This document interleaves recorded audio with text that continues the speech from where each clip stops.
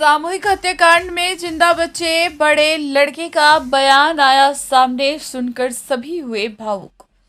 उत्तर प्रदेश के देवरिया में सोमवार को हुए नरसंहार में सत्यप्रकाश दुबे व उनकी पत्नी किरण, 18 साल की बेटी सलोनी, 8 साल की नंदिनी और 15 साल के बेटे गांधी की हत्या हो गई। इस परिवार का सबसे बड़ा बेटा देवेश भगवान सत्यनारायण की कथा सुनाने के लिए शहर गया हुआ था, इसलिए जिंदा बच गया। वहीं हमले में घायल सबसे छोटा बेटा 8 साल का अनमोल गोरखपुर के मेडिकल कॉलेज में जीवन मौत के बीच संघर्ष कर रहा है।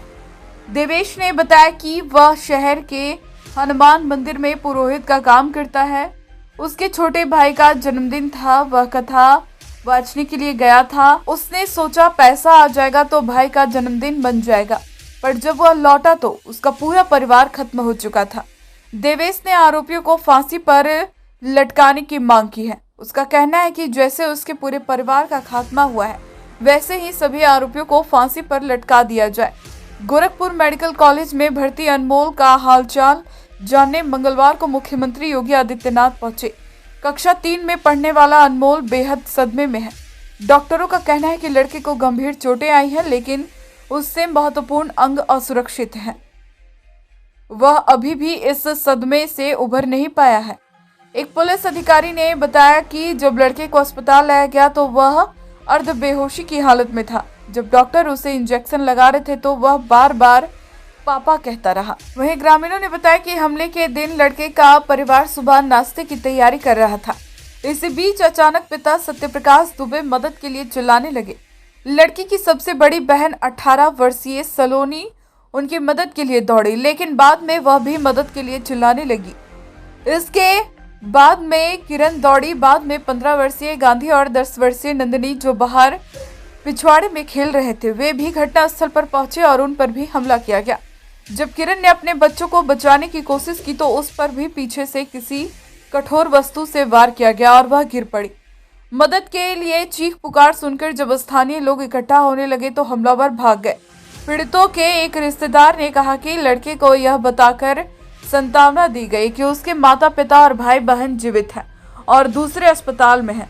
पुलिस सूत्रों ने कहा कि सत्यप्रकाश दुबे को बहुत नजदीक से सीने पर गोली लगी है। दूसरी तरफ प्रेम यादव की खोपड़ी टूटी हुई पाई गई।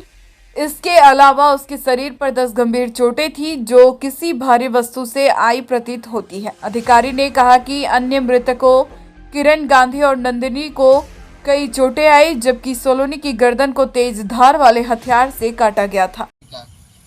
तो आज मेरे भाई का जन्मदिन था और मुझे पता नहीं था कि मतलब जैसे ये लोग ये सब अचानक कांड करेंगे। और उसको आज जन्मदिन था, बोला भैया कि मेरे पास कुछ नहीं, तो बोले कि ठीक है, तुम्हारे चलते मैं कथा में जा रहा हूँ, जो भी मिलेगा तुम्हारा, जो भी खुशियाँ तुम अपने लिए कर लेना। आज क्या सूचना मिली आपको? और आज कोई सूचना मिली है, सुबह में बात की है कि भैया ये लोग घर पे मतलब पूरे गुंडों के साथ घेर लिए हैं लोग और मारने के लिए धमकी दे रहे हैं। कौन लोग? वो श्री प्रेमचंद्र यादव। आप क्या चाहते हो बाबू? हम उनके लिए चाहते हैं कि उनको सख्त फांसी की सजा मिलनी चाहिए। सरकार से क्या मांग करते हैं? सरकार से यही मांग करते हैं कि सब पूरे उनके खानदान वालों को, अपराधियों को पूरे सख्त सजा, और यही हम गुजारिश करते हैं। जानकारी आपको कौन कौन लोग हैं? जानकारी तो हमारे जिसको पहचानते हैं उसको हम बता सकते हैं। क्या क्या कौन कौन है बताओ? श्री प्रेमचंद्र यादव हैं, राम जी, उनके छोटे भाई श्री राम जी यादव हैं, और उनके पिताजी राम भवन यादव हैं। अच्छा, क्या आप चाहते हैं उनके घरों पे बुलडोजर चले? एकदम चाहते हैं कि हमारे जो खानदान को, हमारा तो मान लीजिए परिवार चला गया, लेकिन उनका परिवार नहीं बचना चाहिए। क्या चाहते हो? सरकार से क्या मांग? सरकार से यही निवेदन है कि उनको, उनके पूरे खानदान वालों को पूरी फांसी की सजा मिलनी चाहिए। और रह गई बात कि हमारे, ताकि जीवन में किसी के परिवार को आके उठा कर ताकि प्रशासन के बारे में क्या कहोगे? प्रशासन के बारे में यही कहना चाहते हैं कि प्रशासन यही इसी के साथ गुजारिश करे ताकि हमारे प्रशासन सहयोग करे।